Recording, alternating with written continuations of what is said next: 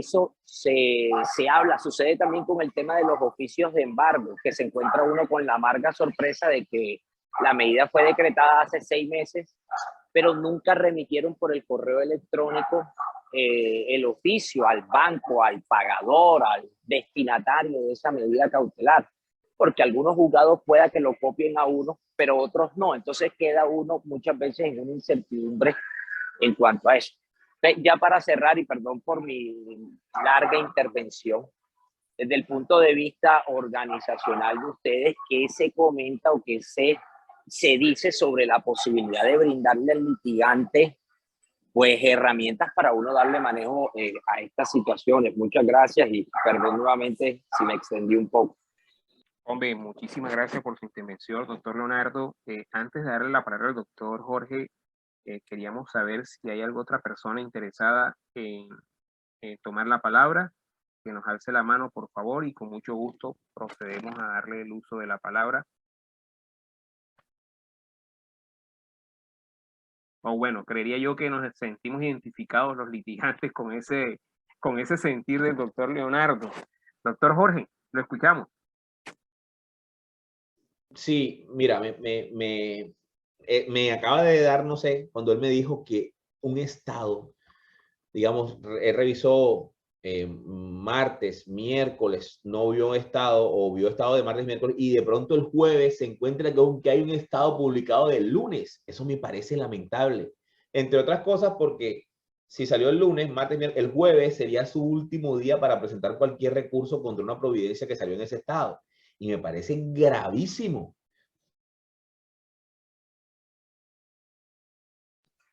Sucede, doctor, desafortunadamente en algunos despachos sucede.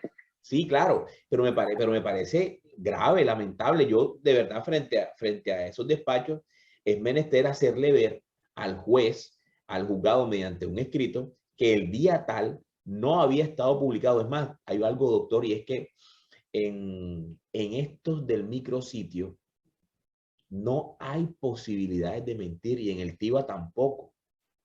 Es decir, el TIVA es una herramienta forense que deja rastro de la fecha y hora y minuto y segundo en el cual se monta una providencia.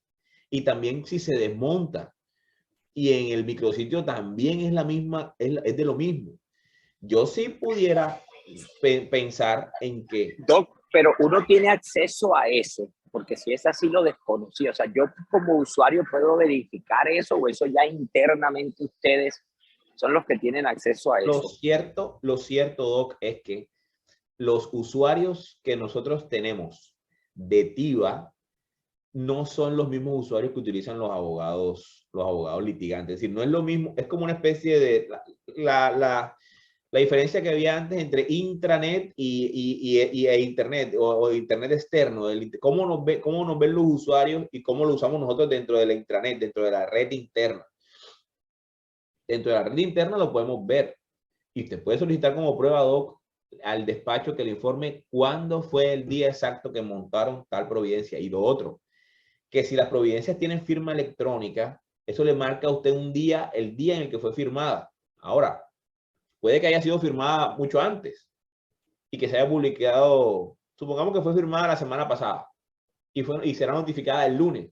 Desde luego, desde el lunes es que empieza a correr el término de notificación, pero sí me parece lamentable esa práctica, doctor, totalmente censurable. No me siento contento como miembro de la rama judicial cuando escucho estas experiencias y se da muchos malos entendidos, porque la pregunta, ¿no? ¿Qué interés hay en no permitir que se publique el estado del día adecuado? Y sí me parece grave que el uso de las tecnologías, de la información y de las comunicaciones, que es lo que busca la 2213, termine transformándose en un escenario pues de trampas por parte de la rama judicial, porque sí me parecería un ejercicio de deslealtad no publicarlo el día.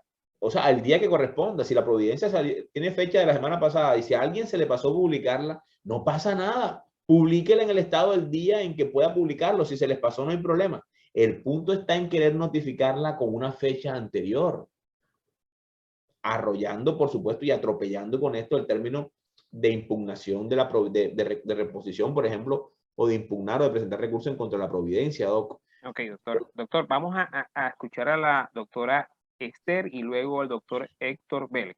Adelante, doctora Esther. Hola, buenos días. Bueno, primeramente, bueno, ya buenas tardes. Primeramente, saludarles. Muy interesante todo lo tocado en el día de hoy. Hay algo que me llamó mucho la atención que estaba mencionando el compañero anterior y es que efectivamente considero que se debería diseñar para toda la rama judicial un mecanismo que ellos puedan implementar en la página para publicar sus autos, de manera uniforme. Porque me he encontrado que, por ejemplo, hay algunos juzgados que tienen de manera muy organizada los autos y de pronto no es necesario analizarlos todos para encontrar el mío, por ejemplo. Pero hay otros juzgados que necesariamente uno tiene que abrir auto por auto para poder lograr encontrar el que a mí me corresponde. Unos son muy organizados en el tema de que suben enseguida la notificación altiva, por ejemplo, y ya uno se direcciona automáticamente a la rama judicial para verlo con el número de auto y todo, pero hay otros que definitivamente nunca lo suben nativa y uno tiene que estar todos los días entrando a la página, revisando el auto por auto que suben, porque si no, ellos ya dan por hecho que la persona está notificada con ellos subirlo a la rama judicial, pero no, ni siquiera lo mandan por correo electrónico o no lo suben a Altiva, que la notificación de que ya ellos publicaron el auto, y es un desgaste bárbaro para todas las personas que son de pronto litigantes. Entonces sí sería idóneo, yo sé que de pronto esa libertad de cómo cada juzgado o tribunal pues sube sus estados, sus providencias, es algo personal o algo que autónomamente puede decidir el juzgado, pero sí se debería implementar, digamos, ahora que estamos en todo esto del mundo electrónico, alguna manera uniforme en que podamos ser adecuadamente notificados, porque a mí me ha pasado que por no revisar diariamente la página exclusivamente de la rama judicial, no he podido ser notificada y ya se pasa el término y entonces uno es donde tiene el problema. Es decir, puedo yo pensar que no fui debidamente notificada si ellos no subieron en el TIVA que ya habían publicado el auto o no me notificaron vía correo electrónico. Muchas gracias. Sí, yo estoy de acuerdo y de verdad que me parece muy valioso el comentario de la doctora Esther en cuanto a que cuando nos permiten el acceso o la edificación o la notificación de estados electrónicos en el micrositio, nos dejaron, nos ponen un manual de presente y la posibilidad de hacerlo.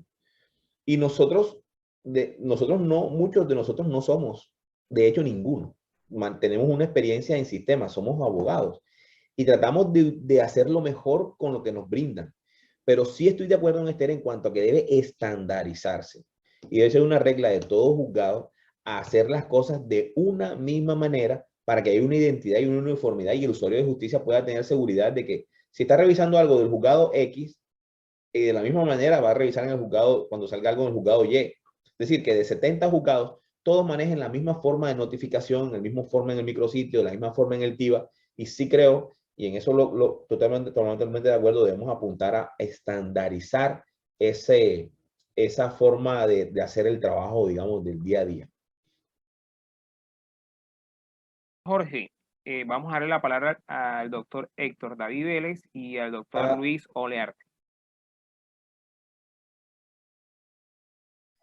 Doctor Aló, Héctor, sí. Sí, buenas tardes, doctores. lo escuchamos, doctor. Buenas tardes, sí, señores. No, quería comentarle, doctor, pues yo estoy haciendo mi judicatura en un juzgado promiscuo municipal y por lo menos en ese tipo de inconvenientes que están presentando los doctores, pues se ve que hay poca capacitación por parte de la rama judicial a ciertos juzgados. Pues hay muchos juzgados que han sido muy organizados en ese tema de notificación por estado o cualquier actuación. En cuanto al tema de la firma electrónica, va a ser mi pregunta. Doctor, si en llegado caso el juez todavía no tiene autorizada esa firma electrónica, sino que él tiene, como estamos haciendo nosotros los abogados, que digitalizamos la firma y firma es una firma así digitalizada, más no tiene como el código, el código que uno puede de verificación de la firma. En ese caso, esa providencia que saque el juez con una firma así digitalizada, sin código de verificación ni nada, puede tornarse nula. Se puede atacar por ahí de pronto la sentencia como tal, o puede uno invocar cualquier tipo de nulidad referente a esa firma que no está. Esa es mi pregunta. Si fui claro, no sé.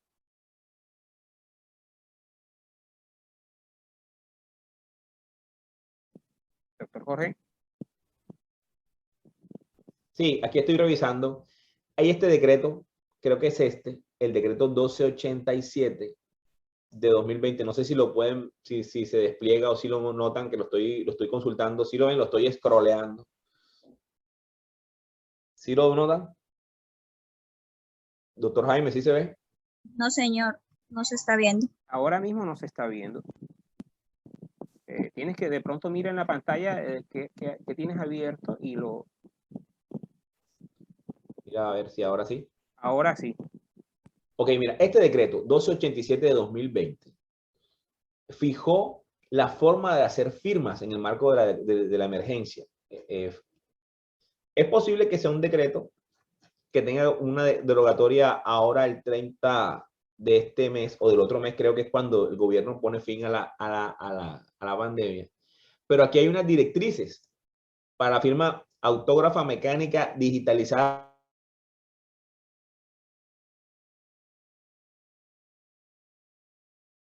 Me acordé del decreto ahora que me menciona el tema de la firma del compañero que intervino.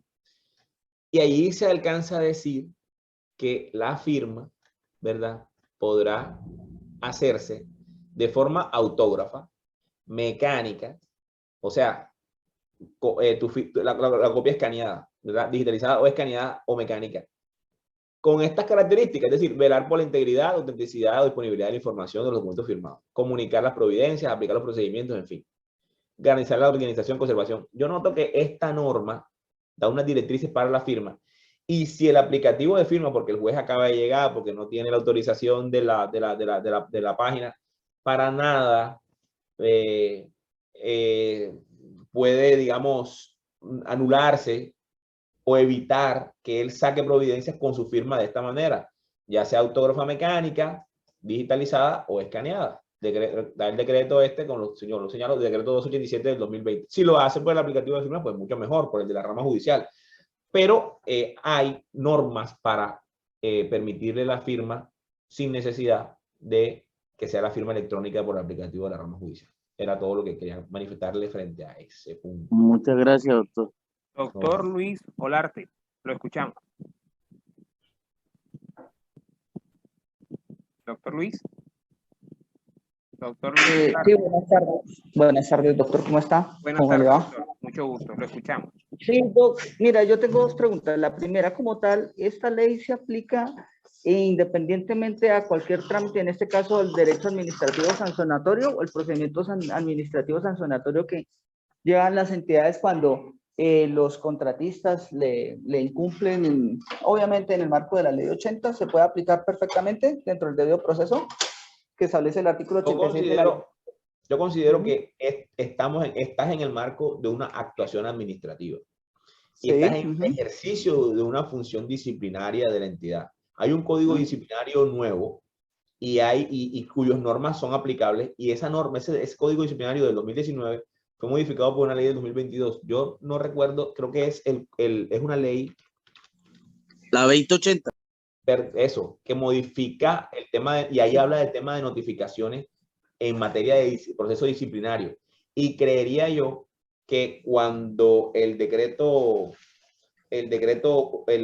cuando el artículo 1 del decreto 2213 permite que se aplique en la jurisdicción disciplinaria, estoy casi que tentado a señalar que se está refiriendo a la Comisión Nacional de Disciplina Judicial, que juzga, por decirlo así, las el incumplimiento de deberes funcionales de los empleados de la rama judicial. Y creo, y te lo digo, que la Procuraduría en materia sancionatoria también tiene reglamentada la forma de notificación de sus actos en ese ejercicio.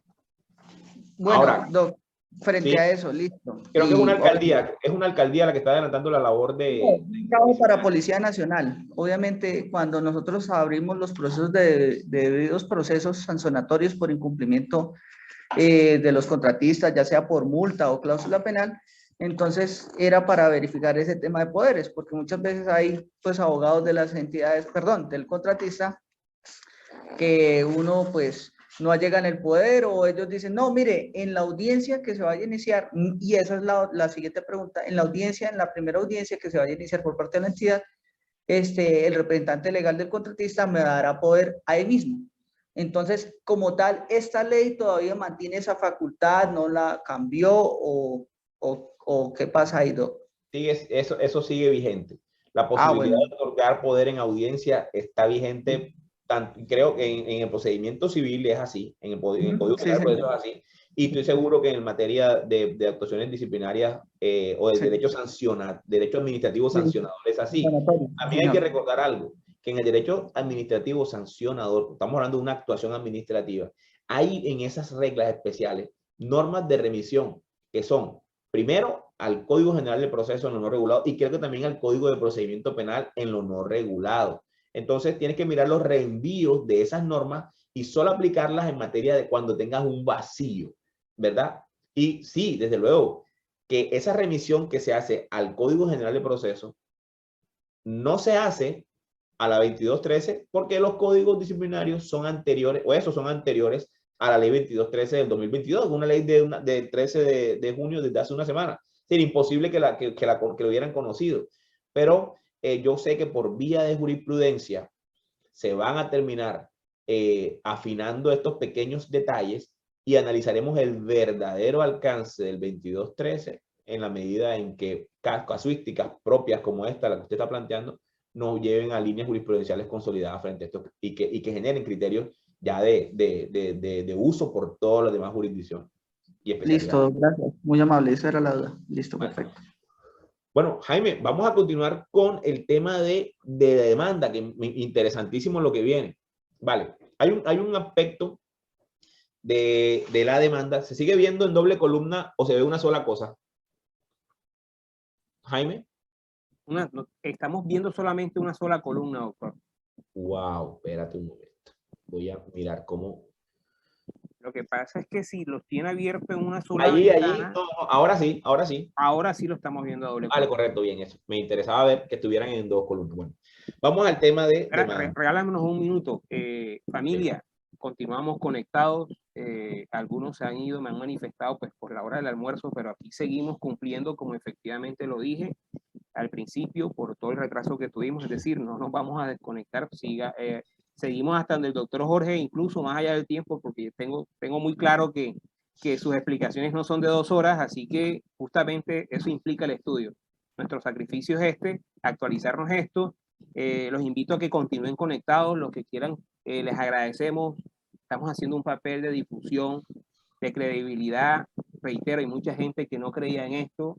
Hay mucha gente que incluso nos mandó comentarios ofensivos diciéndonos que éramos unos estafadores, que en el Instagram era falso, que en la página no...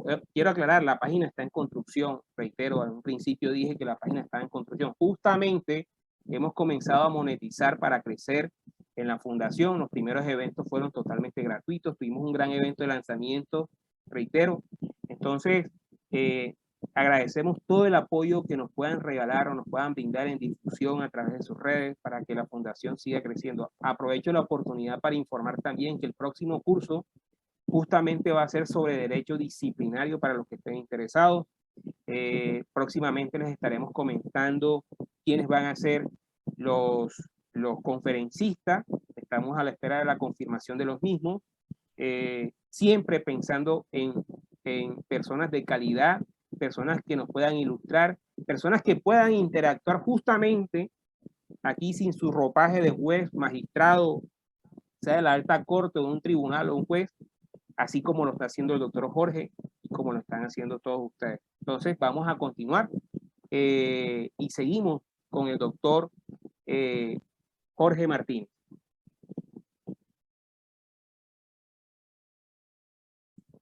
Doctor, puede activar su micrófono.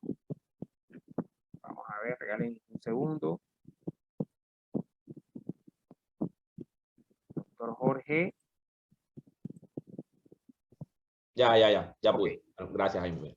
Bueno, vamos al tema de demanda. Yo sé que en el tema de demanda hay un par de causales nuevas de inadmisión. Yo sé que a los litigantes no les gusta. Y incluso hay movimientos que apuntan a la eliminación del auto admisorio de la demanda. Es una figura, es una propuesta controversial.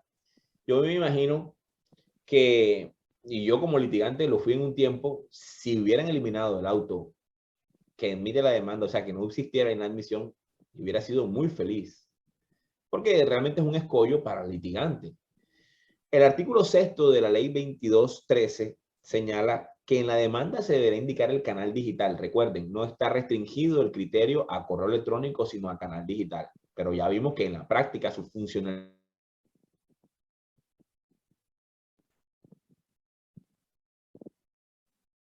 redes, en fin, y creo que sería mejor. Doctor, creería que nos puede repetir lo último, creo que se entrecortó.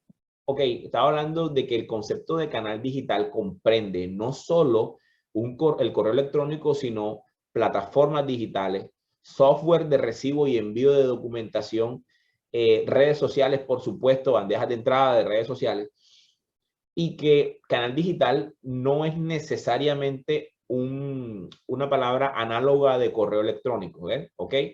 Canal digital, podríamos decir, es el género y el correo electrónico es una especie dentro del universo o ecosistema de canales digitales que puedan existir. Entonces, en la demanda deberá indicarse el canal digital, donde deben ser notificados, miren bien, partes, representantes, apoderados, testigos, peritos y cualquier tercero que deba ser citado al proceso, como lo dice aquí. Cualquier tercero que deba ser citado al proceso. Y aquí está la palabra que creo que causa incomodidad y que no nos gusta, so pena de su inadmisión. Es decir, abogado, si no indicas el canal digital, pues se inadmite la demanda. Esto me lleva a plantear que parece que el demandante no puede de entrada acogerse a la excepción de no tener, digamos, medios digitales para utilizar, es decir, la excepción de atención física, porque es un requisito de la demanda aportarlo, lo que nos lleva a pensar que es el demandado a quien se le permitiría plantear la excepción. Es un simple punto de vista. Es posible que alguien piense en contrario y desde luego, bienvenido sea. Pero no obstante, cuando el demandante desconozca el canal digital donde deben ser notificados estos peritos, testigos o cualquier tercero que haya citado, podrá indicarlo así en la demanda sin que ello implique inadmisión. ¿Por qué la norma quedó así? Porque había jueces que estaban inadmitiendo la demanda cuando el demandante no sabía la dirección o el lugar o el correo donde podía ser notificado perito, testigo o cualquier tercero. Entonces, imagínense, yo tengo un testigo pero no sé dónde vive. Yo tengo un testigo pero no sé dónde está. O hay un tercero que debe ser citado pero no conozco su dirección. O un perito y no conozco su dirección. Antes, o sea, en vigencia del 806, los jueces obligaban a la parte a aportar la dirección. Y si no la aportaban o señalarla, le inadmitían la demanda. En la 2213, si se quiere, corrige este detalle. Ahora, es que en el artículo sexto, como lo podemos ver aquí, del 806, ¿verdad? No era una causal de inadmisión el no saber, no se señalaba con claridad. Estaba el deber de aportar la dirección. Entonces, como no se aportaba, ahora, si no se conoce, simplemente es la oportunidad de manifestárselo al juez con la presentación de la demanda. No lo conozco. Y esto no puede implicar jamás la inadmisión de la demanda, como lo dice el primer inciso del sexto. Ahora, hay una normita por allí, que es el 391 del Código General del Proceso, que habla del proceso verbal sumario, que dice esa norma en el código, que el juez podrá, no tengo el código aquí, que el juez podrá recibir demanda verbal. Vamos a mirar 391. Entonces, esa norma me parece que está en vilo porque ya no se permite aquí. Aquí, lo que quiero vamos a disminuir un poquito el zoom. Se va a ver muy pequeño, Jaime. No sé, tú me dices si no se ve. Acá, artículo 391, que está vigente. Dice, la demanda también podrá presentarse como verbalmente ante el secretario, caso en el cual se extenderá una acta que firmarán este y el demandante. La demanda escrita no tiene un cumpla con requisitos legales, podrá ser corregida y abrirlo, listo. ¿Qué pasa entonces si el artículo 6 del decreto de la ley 22.13 está señalando que en la demanda se deberá indicar el canal digital donde deben ser notificados y tal, y contendrá los medios electrónicos, en fin? Y el inciso 3 dice que las demandas se presentarán en forma de mensajes de datos, lo mismo que todos sus anexos y las direcciones de correo electrónico. No, o sea, en toda la lectura del artículo 6 no hay. Ahora, el tema es que podría considerarse que no era necesario que en la 22.13 quedara la opción de presentación verbal de la demanda ante el secretario del juzgado, porque se considera que el Código General del Proceso ya la contiene y que está vigente. Entonces, ahí sí podríamos estar hablando de que la 22.13 es una norma complementaria y que no derogó esta parte del 391. Entonces, no vemos imposible, o mejor, vemos razonable que alguien acuda a presentar la demanda verbal ante un secretario del juzgado. Como recuerden que los procesos verbales, se permite el proceso verbal sumario porque es un proceso, algunos de mínima cuantía, y que no se requiere venir con apoderado judicial, es decir, o se permite el litigio en causa propia desde allá, desde el decreto de ley 176, y podría entonces presentarse la demanda de esta manera.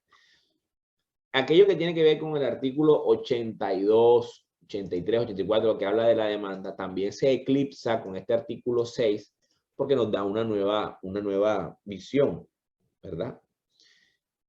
Me pregunto que si se puede volver a presentar demanda física. No, definitivamente si alguien tiene esa pregunta, esa duda, yo creería que no. No saldría la condición excepcional en la cual podría hacerse. Pienses en un municipio sin conexión, como lo dije anteriormente.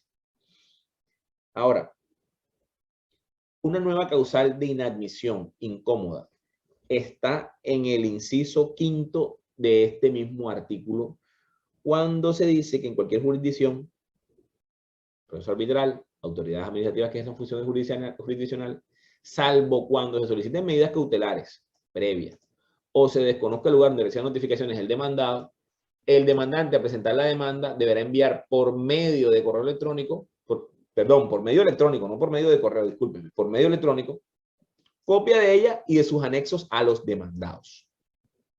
Del mismo modo deberá proceder el demandante, ojo, cuando se le inadmita la demanda y presente un escrito de subsanación, también deberá mandar el escrito de subsanación simultáneamente. Y el secretario velará por que se cumpla este deber, sin cuya acreditación la autoridad judicial inadmitirá la demanda. ¿Y qué pasa si cuando contesta la demanda el demandante, cuando subsana la demanda, no le envía esto al demandado?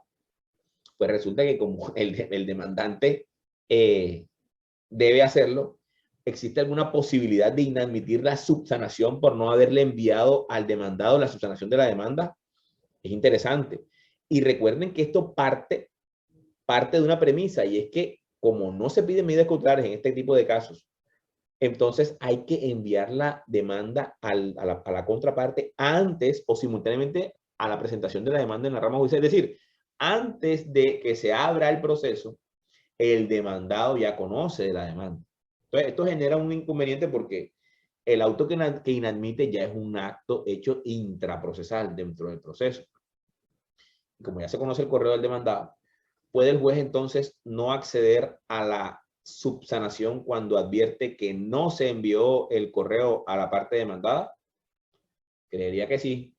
Creería que sí, que no subsanó y procedería entonces al rechazo. Habría que esperar un pronunciamiento judicial, pero esta figurita aquí puede generar ese inconveniente. Y de no conocerse el canal digital, porque es que es posible que tu demandado no tenga correos, ni cuentas, ni nada, y entonces tú tendrás que enviarle la demanda como en medio físico. Y si el demandado no tiene medio digital, ojo, recibe la demanda en medio físico, ¿verdad? Y él efectivamente dice que no tiene canal digital, ¿cómo contesta la demanda? Buena pregunta, ¿por correo? ¿O deberá contestarla en físico llegando al juzgado? Y el juzgado deberá abrir entonces con esa contestación una especie de expediente híbrido, tener escaneado, porque ojo, la demanda ya está escaneada y la demanda ya está en el OneDrive del despacho y hace parte del stock de procesos. Pero esa contestación, ¿cómo viene? Interesante lo que está, y lo reitero, grave que la excepción termine llegando a este nivel, al nivel de reabrir expedientes físicos, porque sencillamente hay gente que siente que no tiene los medios y ni siquiera que no los tenga, que no sean idóneos, como ya lo venimos recalcando. Bien.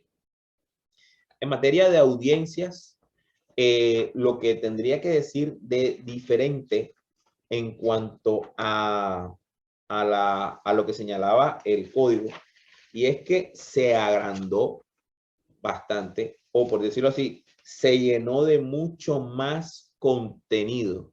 Hay una, digamos que es de los artículos que más varió de entre el 806 y la ley 2213, el artículo séptimo que hablaba de las audiencias en el decreto 806 tenía 2 incisos y un parágrafo. Este nuevo artículo tiene 6 incisos y un parágrafo, perdón, 5 incisos y un parágrafo.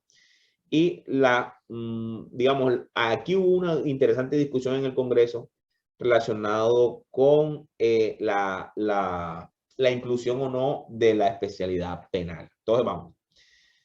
El artículo séptimo dice que las audiencias deberán utilizarse utilizando obviamente los medios tecnológicos a disposición de las autoridades judiciales o por cualquier otro medio puesto a disposición por una o ambas partes. Quiere decir que si una de las partes tiene una especie de plataforma distinta a LifeSize, distinta a Teams, y él le parece que la podemos usar y el juzgado también le parece interesante que esa persona lo ponga a disposición, no va a haber ningún problema. Es decir, no hay nulidad porque la audiencia no se haga en LifeSize, o porque no se haga en Microsoft Teams, o porque se haga en Zoom. Es decir, eso no genera nulidad ni ninguna irregularidad. Que una de las partes ofrezca un medio para grabar la diligencia o para hacerlo, no tiene ningún problema. ¿Qué tal si cuando era la época de los procedimientos físicos y el demandado prestaba la máquina de escribir para que se hiciera un acta física? ¿Qué nulidad había si el demandado ponía a disposición del juzgado la máquina de escribir? Bueno, si estamos en el criterio de equivalencia funcional de la ley 527 del 99, si estamos en ese criterio de equivalencia, no pasa nada si el demandado pone o una de las partes pone a disposición del juzgado un medio tecnológico para el registro de la audiencia o de la diligencia, o si presta un celular o una cámara para grabar. No falta quien diga, no, esa cámara no es la oficial para la audiencia.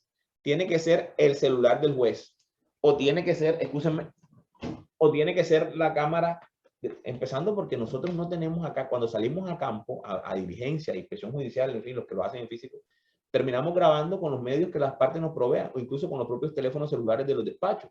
Entonces, aquí no puede haber ningún tipo de nulidad ni inconveniente por ese tema. No falta quien lo plantee, pero realmente no se debe admitir. Ok. Se requiere obviamente la presencia de todos los sujetos, virtual o telefónica. Entonces, tenemos aquí a alguien que puede estar conectado por Teams, por LifeSize y conectado por teléfono. ¿Cómo queda grabación? ¿Cómo se interconecta la llamada telefónica con la audiencia? Interesante. Aquí ya tenemos unos medios de grabación en la rama que permiten conectar personas en físico y personas conectadas en plataforma. Todavía no podemos hacer una multiplataforma, es decir, una persona conectada con Teams, otra con LifeSize, otra con Zoom, los tres conectados y que una misma plataforma interconecte las tres y pueda quedar grabado un solo video. Hasta ahora no lo hemos podido hacer. Es una sola plataforma. Y por llamada telefónica de verdad tendrá que el juez tenerlo en altavoz. Yo lo he hecho en altavoz, escuchando todo lo que hacemos en videollamada y así se ha podido registrar una audiencia. Ahora, dice la norma que con autorización del titular del despacho, esto lo decía también el 806, se acaba el tabú de no poder llamar a los abogados. Dice la norma que con autorización del juzgado, y mi juzgado ya tiene la autorización todos para hacerlo. No hay un documento, pero es claro que lo hacemos así. Cualquier empleado podrá comunicarse con los sujetos procesales antes de la realización de la audiencia, con el fin de informar de las herramientas tecnológicas que se utilizarán en ellas o para concertar una distinta. Se acaba el mito de que los juzgados no pueden llamar a los abogados. Desde luego que los podemos llamar. Es más, debemos hacerlo porque de eso se trata la nueva comunicación. Ahora, aquí viene el punto. Cuando las circunstancias de seguridad, inmediatez y fidelidad excepcionalmente lo requieran, serán presenciales las audiencias y diligencias destinadas a la práctica de pruebas. Repito, regla general, audiencia virtual. Para todo. Para práctica de pruebas, para interrogatorio, para doblegato, para sentencia, para todo. Pero, cuando hay unas circunstancias de seguridad, ahora, entonces uno se pone a pensar bien, vale, seguridad. ¿Es más seguro estar conectado, estar usted en su casa donde usted viva, a desplazarse a un juzgado? ¿Qué es más seguro? Estar en tu casa, en un lugar donde tú estás. Ahora, si lo que quiere decir la norma es que la seguridad estriba en que alguien pueda utilizar una práctica engañosa desde la virtualidad y es más seguro verlo en vivo porque no puede leer o hacer como muchas imágenes que veíamos en virtualidad de jóvenes estudiando con una pared llena de stickers, de memitos que tenían, digamos, las respuestas de la evaluación, que estaban haciendo exámenes, o las preguntas a las respuestas a testigos que le soplaban, que uno veía a veces que había alguien con una hoja y el declarante leía y miraba a la cámara y leía, y desde luego uno decía, gire la cámara y se daba cuenta de que estaba pasando algo. Bueno, de todas esas circunstancias, los jueces pueden dejar constancia. Artículo 280 Código General del Proceso dice que el juez puede evaluar la conducta procesal de las partes y derivar indicios de ella. Entonces yo pensaría que no hay que volverse, o sea, yo pienso que muchos están pensando, si no hago la audiencia presencial en materia de pruebas, a mí me van a mentir los testigos. Hay un compañero que me dice, en el reino de los mentirosos el principal soy yo, y yo por eso quiero ver al testigo cara a cara, porque no me va, a la cara no me miente, pero por la cámara sí. Yo pienso que hay formas de establecerlo, hay formas de derivar indicios de su conducta procesal. Uno puede, es más, si queda grabado que que hay una hojita aquí al lado y que yo estoy así, viendo la hojita, eso el juez puede dejar constancia de eso en la audiencia. O que la parte, por ejemplo, no, miraba, o se escucha una voz tenue con la respuesta a la pregunta. Y el tipo mira y dice, ah, sí, no, fue tal cosa. ¿Cómo que el juez no puede, si está quedando grabado, dejar constancia de esa circunstancia cuando el artículo 280 nos está permitiendo en materia el artículo 280 es la norma que señala los elementos que debe tener la sentencia. Y no en vano, uno de los apartes de ese artículo 280 es derivar indicios. O sea, el artículo 280 está vigente del código. Ahora, si seguridad se refiere a eso, bien, creo que a eso apunta. Pero no creo que sea más seguro estar desde tu oficina o desde tu casa conectado en audiencia que desplazarte a una audiencia. Inmediatez. Si hoy ustedes y yo, ustedes me están escuchando en tiempo real, son las 3, 2, 1 y las 12:38.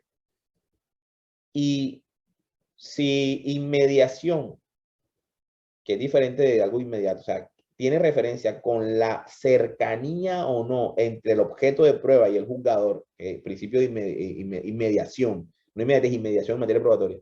Si se refiere a eso, desde luego yo tengo un cúmulo de documentos en un expediente y el hecho de que ustedes me vean en tiempo real implica entonces que me están viendo y me hacen preguntas, yo respondo, estamos en una verdadera interacción y que puedo decir que es inmediata. Ahora, si lo que quiere realizar es que en medio de los dos, porque inmediatez quiere decir que hay algo en medio de los dos, o sea, un medio entre los dos, pero que estamos cerca, es para que el juez vea, revise, analice, huela, valore u oiga. El único sentido con el que yo no estoy en contacto con un cliente ahora sería el olor, oler, si, qué dice, pero de resto lo veo y lo escucho.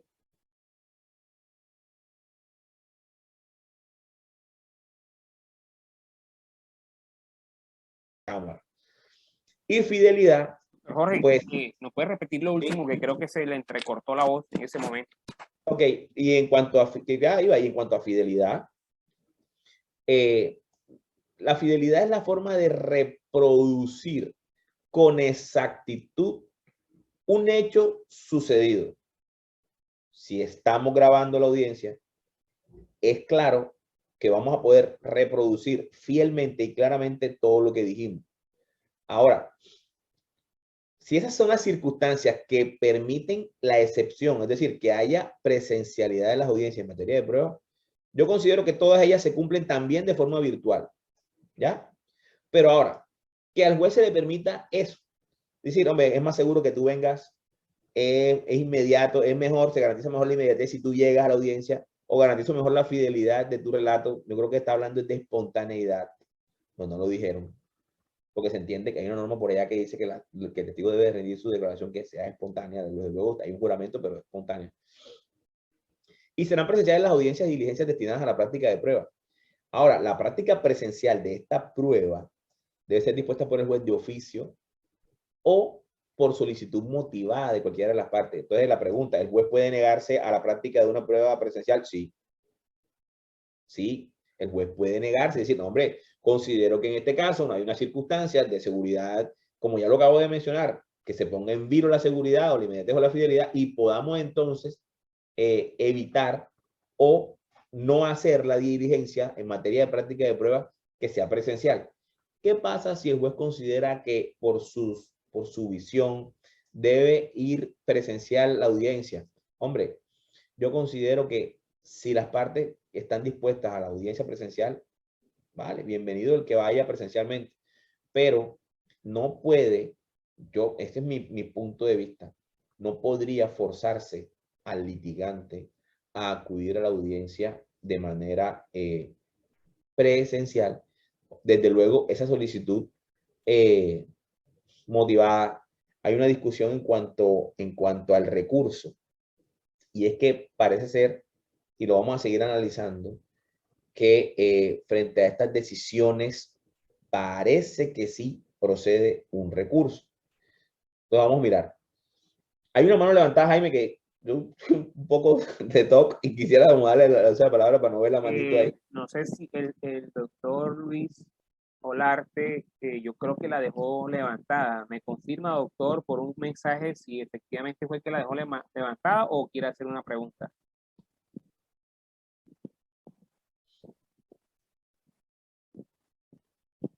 Ah, dice que es otra pregunta. Ok, vamos a activar rápidamente los micrófonos. Regáleme un minuto.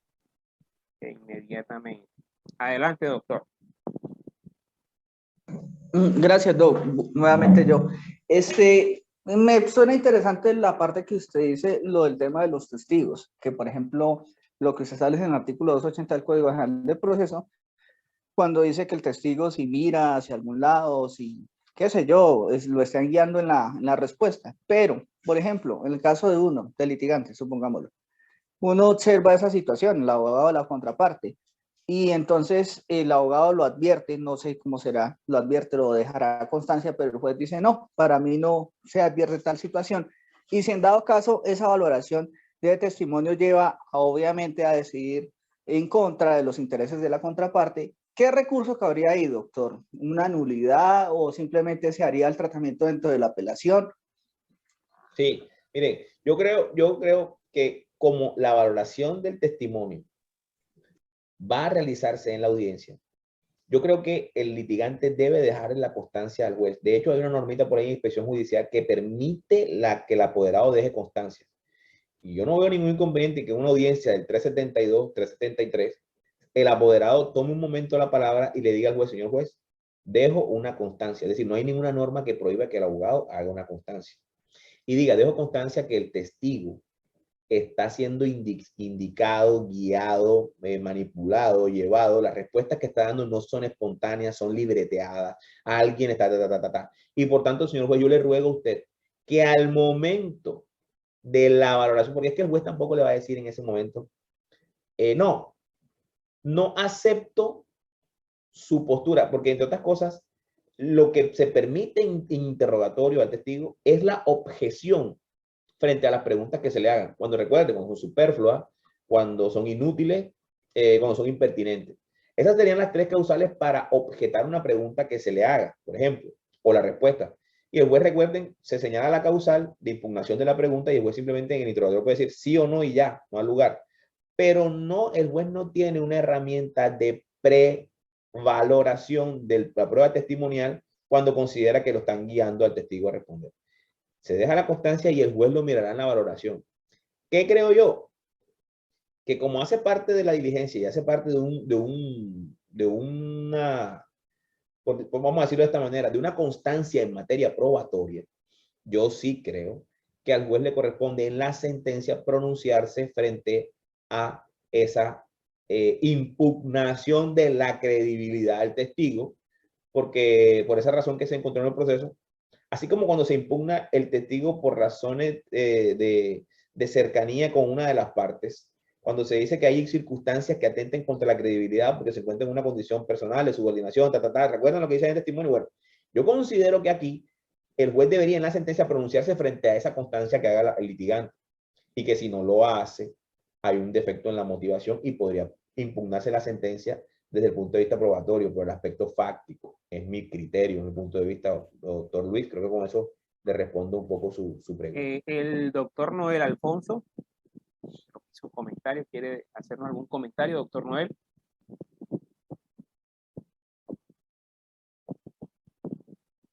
Doctor Noel.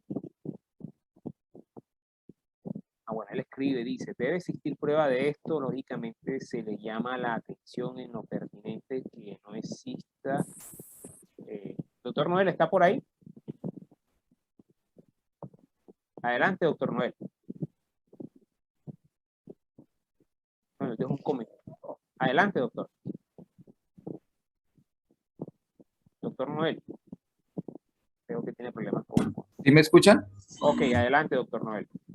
Doctor, a mí me parece que estas cuestiones no son relevantes dentro de la decisión de fondo. ¿Por qué? Porque más bien, a mí me parece, no sé, es mi criterio, yo también soy funcionario judicial, pero yo creo que es más bien, como lo digo yo, como lo aseveré en mi comentario, debe ser un llamado de atención a la parte para que no siga confluyendo en esas conductas. Me parece a mí, no sé, mi criterio, desde mi punto de vista. No sé el criterio que tenga el doctor Jorge Luis al respecto. Gracias, doctor. Muchas gracias por su intervención, doctor Noel, y con eso obviamente reitero, la finalidad es construir conocimiento y conocer la disparidad de criterios, porque aquí ninguno creo que tiene la última palabra. Doctor, por favor, Jorge. Sí, yo justamente lo he hecho tal cual, como dice el doctor Noel. O sea, en la práctica, en un interrogatorio he visto que le ponen la hoja, antes de la pandemia, le ponen la hoja a un lado y veo que el testigo, yo amonesté al abogado y le dije, retire cualquier papel de la mesa y permite que las respuestas sean espontáneas, porque en el papel que le ponía, obvio que el abogado escribía, y lo hice, lo amonesté así, y no hice ninguna alusión ni mención a ello en la sentencia. Tampoco hubo una constancia, sino que la pregunta que me hace el doctor Luis es, ¿qué mecanismo tiene el abogado que se está dando cuenta, cuando el juez no se da cuenta, y qué hace? Porque pareciera que no tiene ninguna herramienta, y hombre, yo sí creería que es la constancia, que él puede pedir la palabra y desahogar la constancia al juez, y el juez valorará lo que puede llamar la atención, por ejemplo, o podrá en la sentencia hacer alusión a eso, a derivar un indicio de la conducta procesal de la parte. Ahora, es mi punto de vista, y desde luego, pero lo que usted dice es totalmente válido en el sentido de que amonestarlo para que no continúe con la conducta y punto, y sigamos adelante con el interrogatorio. Porque es posible que lo que esté diciendo no sea mentira, simplemente, o que no se acuerde y necesite una guía para responder, como una vez me lo dijo un testigo. Me dijo, no, esta no es la respuesta, es una guía para yo responder, y en penal se permite llevar como un documento cronológico, en fin, para precisar fechas y tal. Bueno, vamos a seguir con el tema de audiencia, Jaime. Mira, ya yo sé que viene de aquí en adelante vienen las notificaciones personales.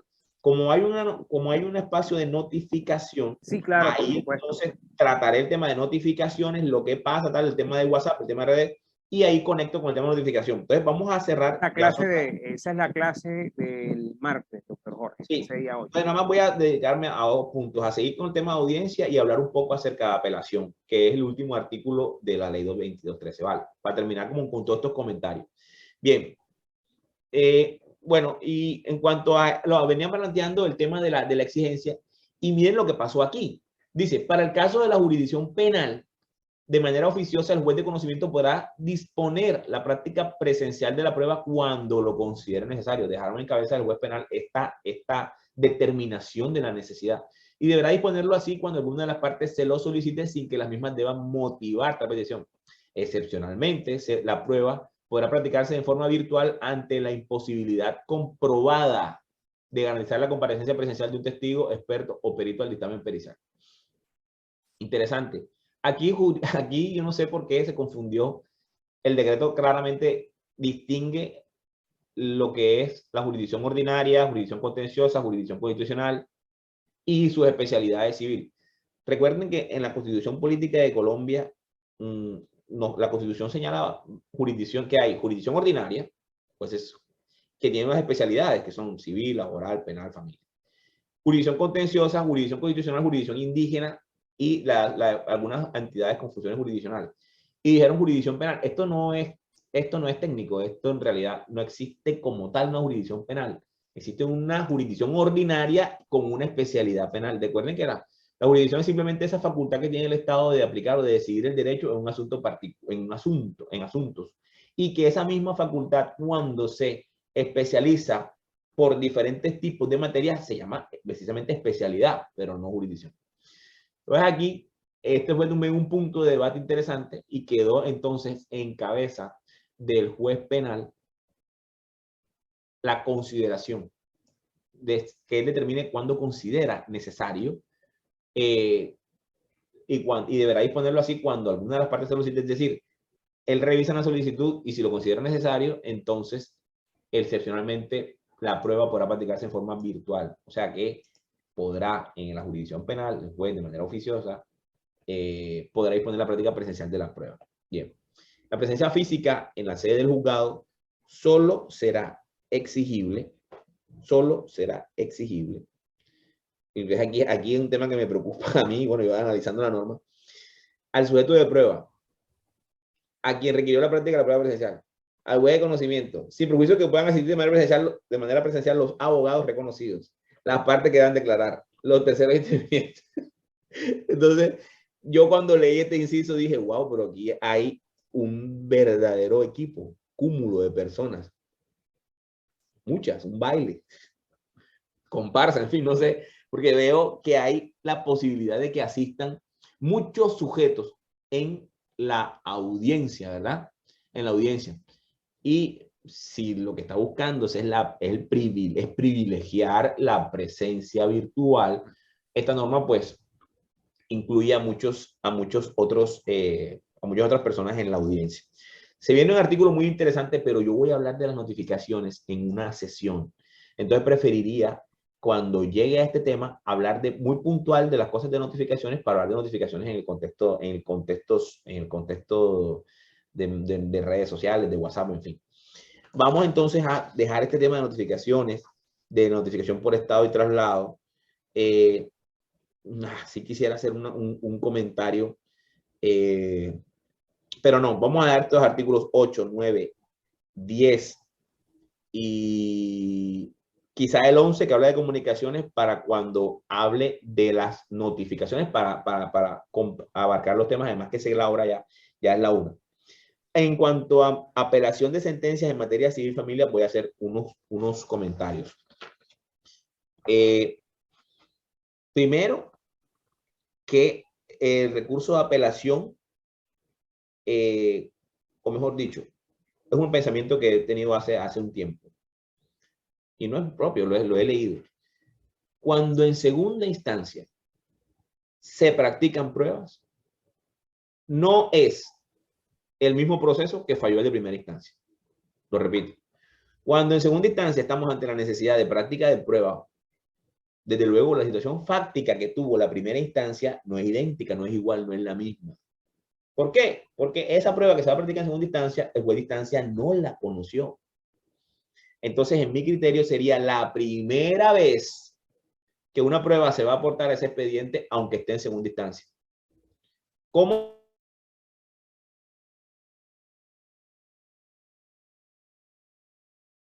Se deben o no practicar pruebas en segunda instancia. Doctor Jorge, ¿podría repetirnos que se le entrecortó? Ok, aquí debería abrirse el debate acerca de si deben o no practicarse pruebas en segunda instancia. Yo sé que muchos dirán, ese debate está trillado, ese es un tema que está definido. Nuestro criterio republicano, la necesidad de salvaguardar el debido proceso y el derecho de acceso a la justicia, implica que tú hasta la segunda instancia puedas aportar y solicitar pruebas.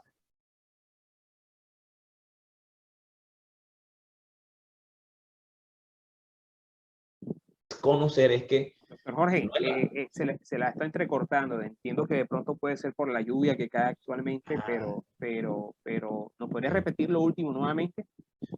Voy a tratar de, ¿será que ahí me están escuchando bien?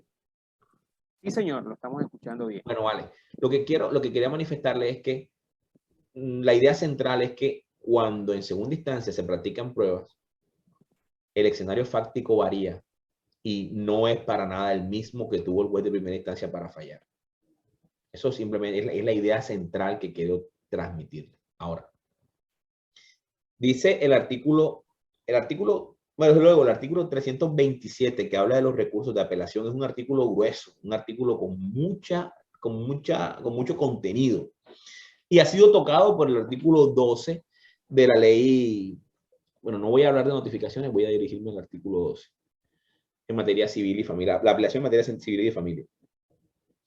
¿Cómo se tramita el recurso actualmente?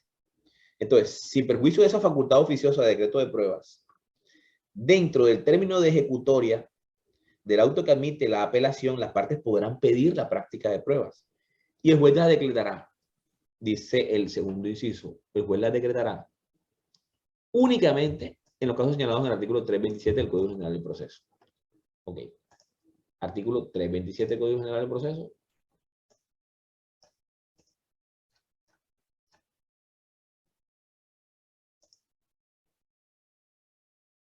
Aquí está.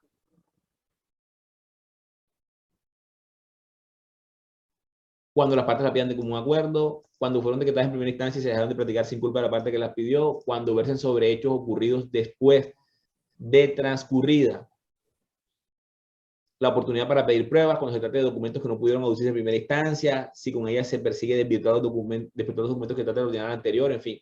Aquí el artículo 327 tiene el listado de las posibilidades o de las hipótesis en que pueden aportarse pruebas en segunda instancia.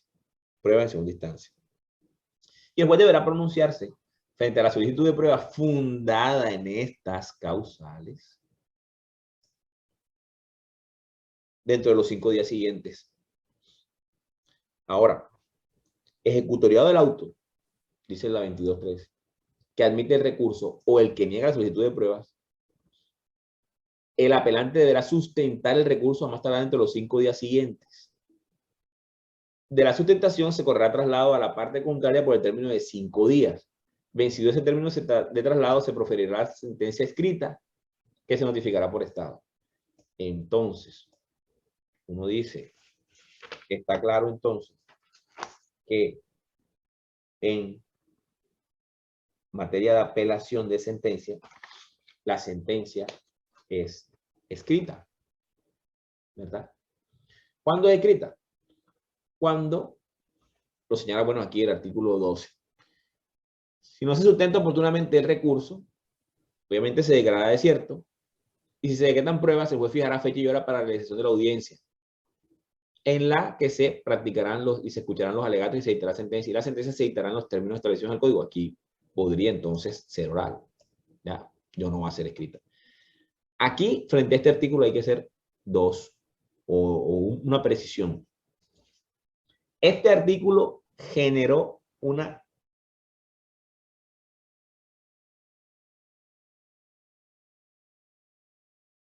no asistió, porque no fue, porque el abogado no compareció. Doctor, disculpe, ¿nos puede repetir lo último que otra vez? Que esta norma generó muchas acciones de tutela, porque muchos recursos de apelación fueron declarados desiertos porque el abogado no compareció a la diligencia virtual o física a sustentar el recurso de apelación.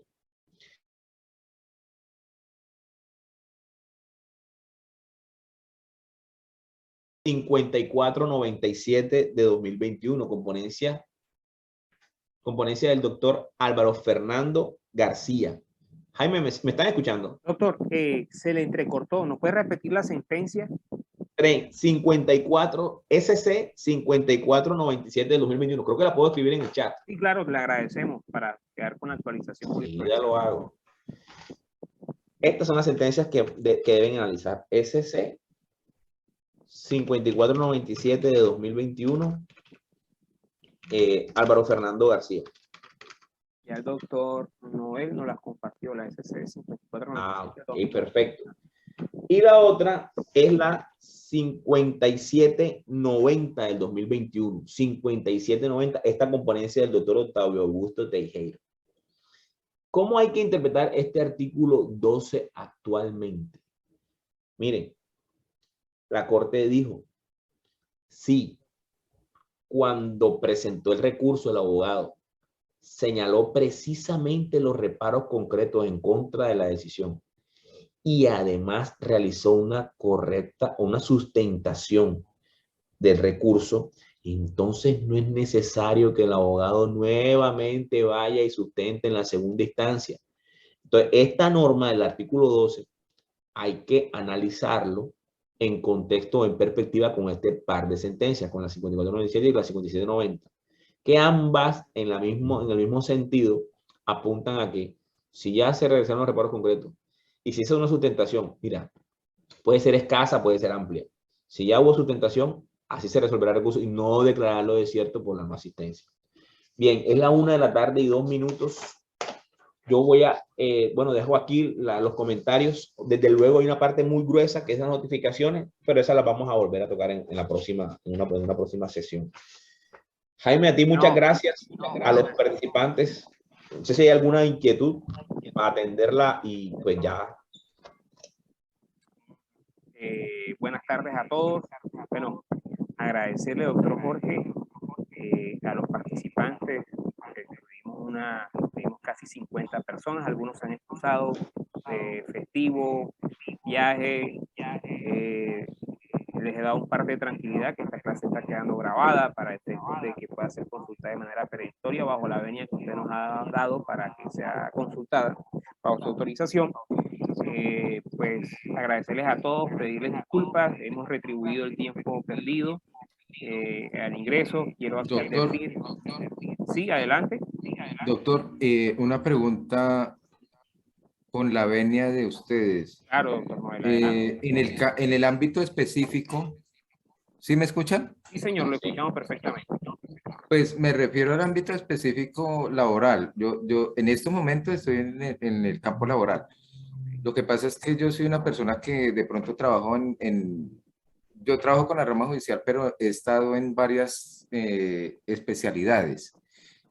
En estos momentos estoy en el ámbito laboral. Quisiera ahondar en ese ámbito laboral, en lo específico de la ley 2213, todo lo que confluye en torno a la ley.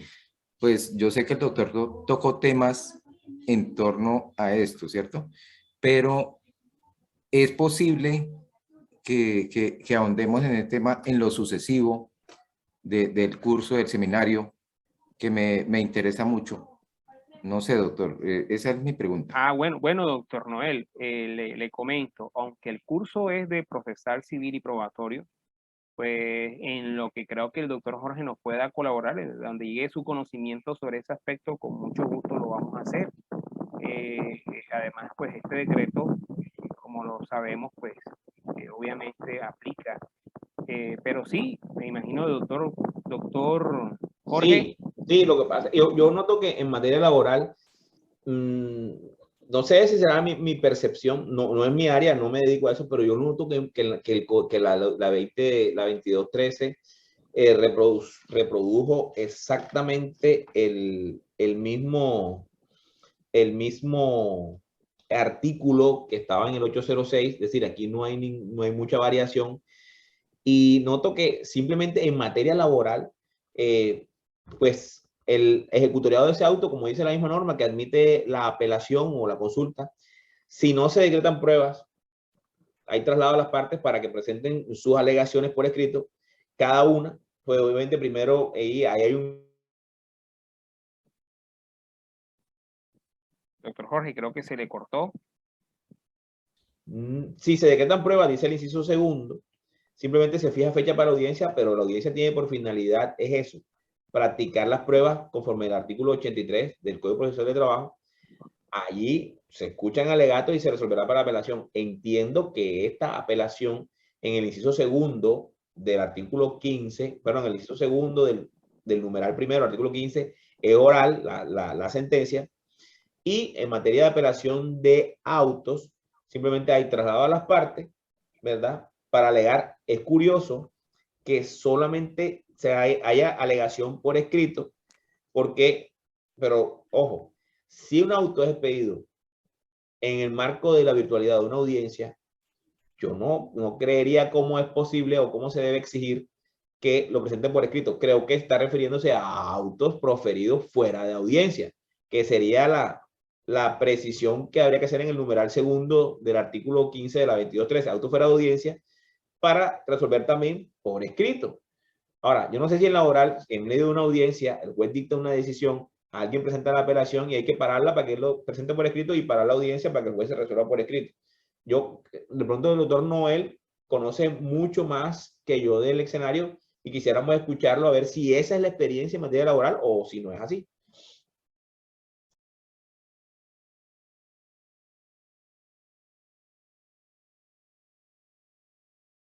Nos escucha, no sé si el señor doctor Noel está por allí. Bueno, tenemos al doctor. Aló, ¿sí me escucha, doctor? Okay. Sí, ahora sí.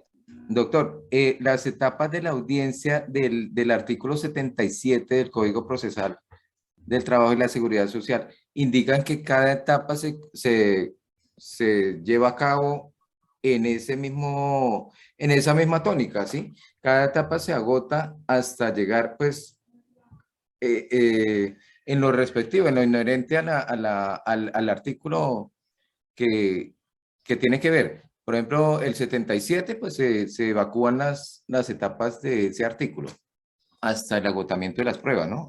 Señalamiento de las pruebas. Y la etapa del artículo 80, pues lógicamente va a ser el trámite y juzgamiento, agotamiento de las pruebas, perdón, que se decretaron en el artículo 77 y la sentencia respectiva.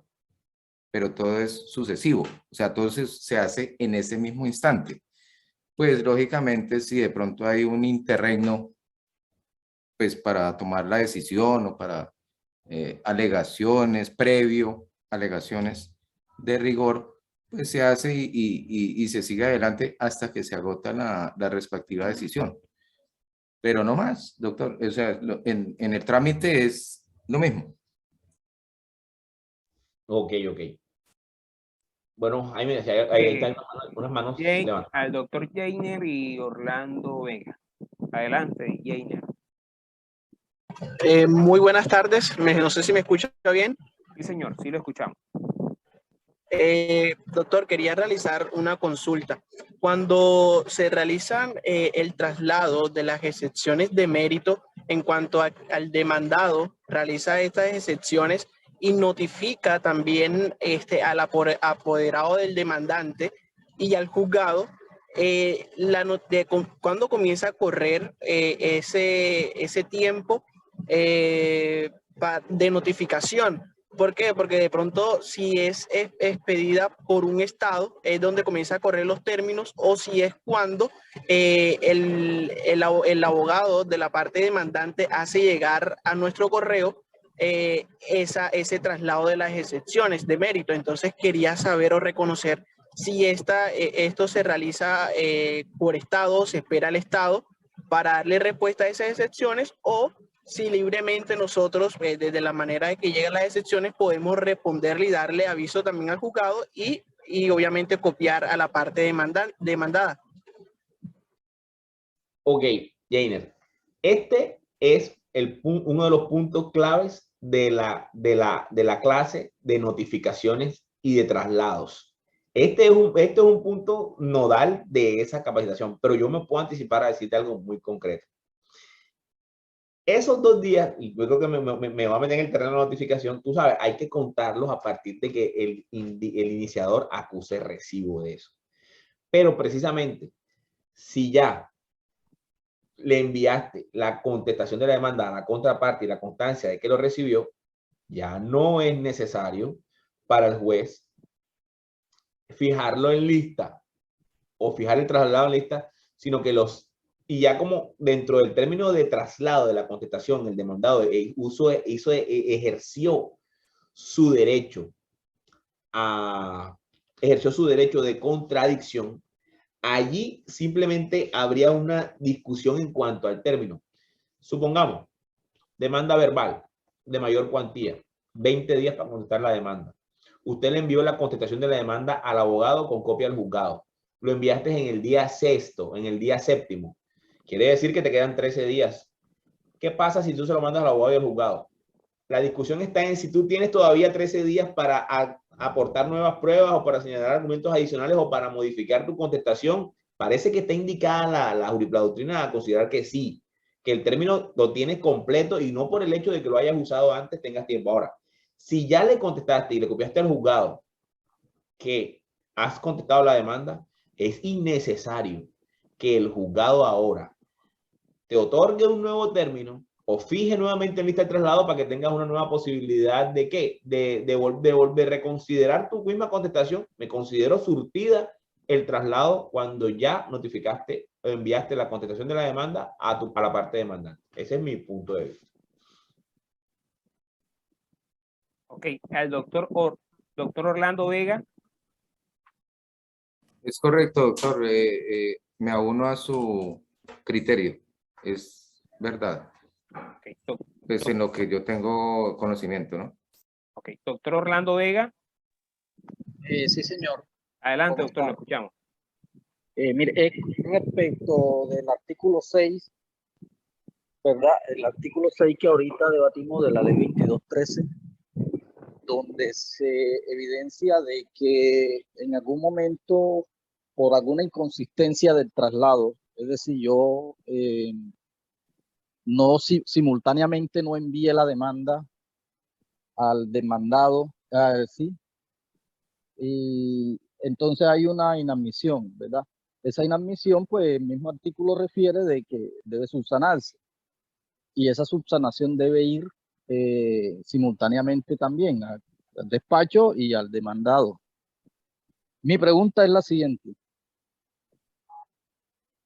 Cuando yo envié la demanda, digamos que el caso concreto, yo envío la demanda a la oficina judicial de reparto, pero simultáneamente la envío al demandado y copia para el demandante. En ese sentido, yo no aporté un pantallazo donde viera el despacho, o sea, por aparte, un pantallazo por aparte donde vieran que sí la envié simultáneamente, pero realmente sí está enviada.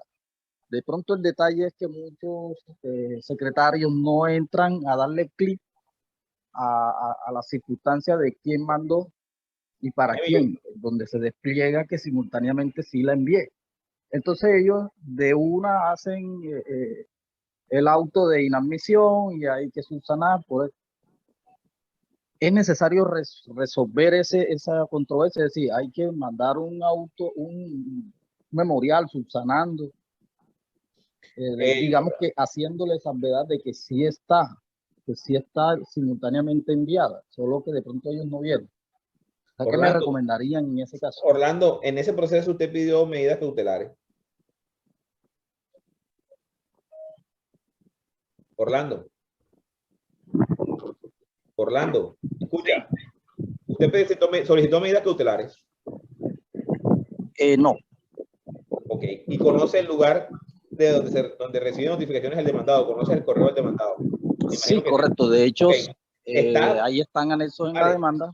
Con estas los certificados judiciales. Ok. Con estas dos preguntas que te hago, esas dos respuestas que me da a entender que sí sí tienes el deber de enviar la demanda simultáneamente con la presentación de la misma. Ahora, entiendo que lo hiciste, pero si lo hiciste, por ejemplo, por correo, es muy fácil descargar la constancia de envío del correo si lo hiciste por vía electrónica, o si lo hiciste en vía física, aportar la constancia de correo físico de entrega. Ahora que te inamitieron la demanda, puedes subsanar ese defecto acreditándole, demostrándole al juzgado que sí lo enviaste y aportando la prueba. Si no tienes la constancia o la prueba de haber enviado la demanda, me temo que va para inadmisión y no vas a poder subsanarlo. Porque puedes decirlo. Perdón, es que se le cortó y no le he podido escuchar. Doctor Jorge, se le cortó. ¿Nos podría repetir nuevamente? Él debe tener el registro del envío de la demanda. Si lo hizo por correo, tiene que tenerlo, ya sea físico o electrónico. Salvo que haya... Pero en estos eventos sí, es claro, fácil demostrar eso. O sea, no creo que haya... Sí, evidentemente... no sé. Evidentemente yo tengo el registro, tengo el pantallazo. Apórtelo. Del envío simultáneo de correo de esa misma fecha. Con eso subsana. Yo le digo, digamos, sin atender un caso particular, sino de la generalidad, con eso consideraría. Es que no es causal de rechazo, es inadmisión, y la inadmisión tiene por esencia la facultad o la posibilidad de ser saneada. Por eso se dan los 5 días, ¿verdad? No es rechazo, es inadmisión. Entonces, si aporta ese documento que da cuenta de la entrega de la demanda, para mí se subsana la actuación. Sí, está bien. O sea, mi pregunta es la siguiente, para ver si de pronto quedó más claro. Son 5 días para inadmitir. Yo le envié el pantallazo a juzgado haciéndole saber de que sí se envió simultáneamente con el reparto. Ajá. Y que en ese sentido, pues, lo que hacía era una corrección, mandando un pantallazo aparte, haciéndole saber que sí se envió, que ahí está, pero lo que faltó fue el pantallazo. Pero dentro de esos 5 días yo lo envié, pero solo se lo envié al despacho. Entonces mi duda es que han pasado días y no me ha salido el auto. No hay problema, es que se lo tenías que mandar era al despacho. El pantallazo no se lo tenías que mandar al demandado. El pantallazo se lo tenías que mandar era al juzgado, porque al juzgado es al que le vas a acreditar que tú sí cumpliste con la carga de enviar digamos, la constancia de envío de la demanda al demandado. Al demandado le es indiferente que le mandes eso. Ok. Listo, esa era mi duda, doctor. Y gracias. Bueno, pues. Mandante ante el juzgado, que es lo pertinente. Bueno, señores, creo que hemos llegado al final de este primer día del curso. Les comparto rápidamente el cronograma para que le tomen un pantallazo y lleven su orden. En la próxima clase, que será el martes 28 de junio de 6 a 8 p.m., nuevamente con el doctor Jorge Martínez, referente a las notificaciones por WhatsApp, Facebook o por cualquier otro medio de mensajería digital. Vamos a despejar las dudas, si es posible o no es posible.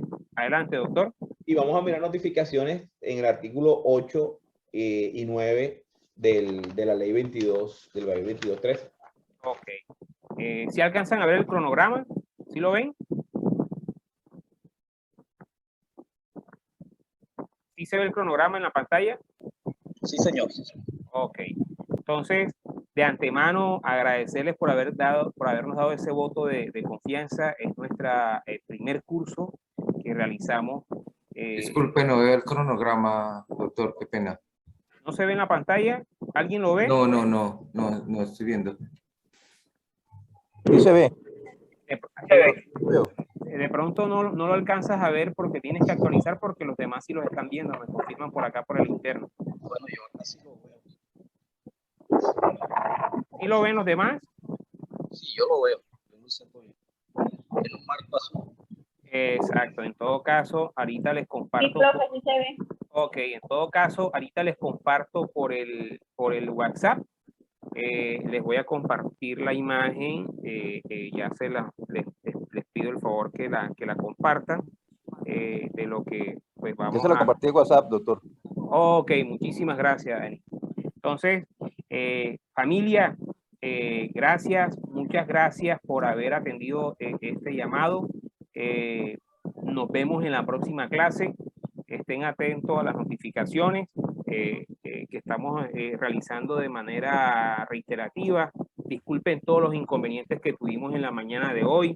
Quiero advertir que hubo personas que desafortunadamente quisieron sabotear el evento y por eso tuvimos que adoptar estas medidas. Esperemos que en la próxima clase pues comenzar de manera puntual para que el tiempo pues obviamente cumplamos con los tiempos. Obviamente independientemente de pronto retrasos que se puedan presentar. Espero que les haya gustado. Gracias a los que llegaron. Muy agradecido, doctor, muy agradecido y excelente el panorama. Gracias, Noel, gracias. Y nos complace a nosotros porque en este tipo de eventos regularmente se conecta gente de acá de la costa atlántica y la sorpresa que tenemos es que la gran mayoría son del interior del país. Pero imagínate que yo soy del Tolima, del departamento del Tolima, pero soy muy interesado en el tema. Mira qué bueno. Mira qué bueno porque justamente nos han escrito, le decía al doctor Jorge cuando anoche me preguntaba, y la gran mayoría son del interior del país y me alegra enormemente. Hay gente de Bogotá, hay gente de Tolima que nos escuchen y bueno, espero que las ofertas siguientes les sigan también gustando. Miren que el aporte son aportes muy mínimos porque realmente entendemos la situación en la que se encuentra este gremio del derecho de los litigantes, que es bastante difícil después de la pandemia y obviamente aquí el ánimo es de crecer y de compartir y que ustedes conozcan a nuestra fundación.